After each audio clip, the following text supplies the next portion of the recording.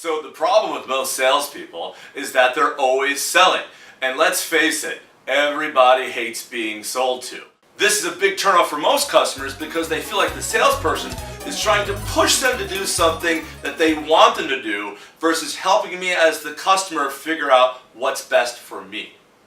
Most industries have become much more challenging and complex, and this simple approach to selling is soon going to outlive its usefulness if it hasn't already. Pharma, for example, everything has become more competitive and crowded and complex. From the number of people you have to talk to at a customer to get a sale, from the patients, the payers, the protocols, and the pathways. In this environment, challenging and changing a customer's mindset and prescribing behaviors is difficult for the most skilled and experienced sales rep.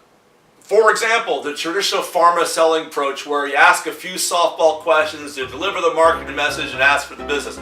That's not going to work anymore. Things have become too complex, and even if they haven't, there are a lot of Me Too products out there that are going to make the same claims as you do. So now is the time when salespeople need to stop being robots and start having real conversations so they can start turning their customers on versus turning them off, which require three big changes. Number one, a change in mindset, from trying to convince your customers to buy your products to helping them make the best decisions. And then two big changes in behavior. So the first big thing that sales reps need to do a lot more of is listening. And let's face it, listening is what most of us do while we wait to talk. We see their mouths moving, we wait for them to stop so we can say what we had planned to say the whole time. Listening needs to become a very different thing, where we ask a lot more questions of our customers about what are they trying to accomplish, what are their preferences, what do they care about, what do they worry about, and we have that kind of understanding, then we can make the next big shift is being a lot more bold. Most salespeople have a lot of great instincts. The things that they're thinking and feeling are actually very good, and if they could find a way to say those things and say them well, the conversation is going to be much better. But they often hold these things back because they're worried it's going to upset the doctor and therefore they're going to lose access and their ability to sell. But when a customer gets that you're really there to serve them, you're not trying to just convince them to buy your product, but you're there to help them make the very best decisions. And then you ask questions where you're showing that you really care about what they care about. Then when you more honestly express yourself, the things you're thinking and feeling, particularly when you're disagreeing with how they're thinking, they're going to be much more open to it, and they're going to get much more value from you. And instead of seeing you as a salesperson, they're going to see you as an expert and a trusted advisor that they can count on to come back to time and time again to help them figure out what they should do.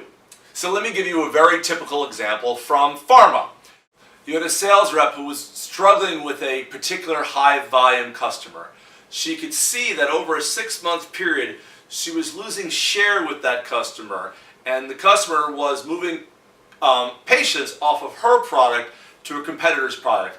And obviously, the thing that she needs to talk about is why this is happening. But if you look at the transcriptions of the conversation she had, she never asked the question. So what did she do instead? She took her tried and true marketing message and just found different ways to deliver it in each conversation. In fact, the third conversation, the doctor said, "I think you said this to me before."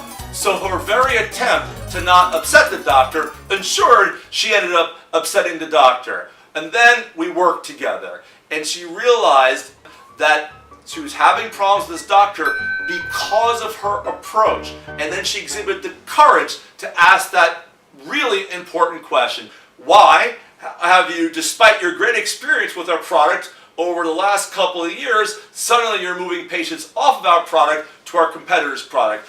She asked the question, she learned that the doctor had some misconceptions about the new data that had come out about her product. She cleared up the misconceptions, and then 2 weeks after the new her had the new conversation with this customer, she got 3 scripts, which earned the company $250,000. So 6 months of no result, a breakthrough at a workshop, and within 2 weeks, $250,000 and just as strong of a relationship with that customer than ever.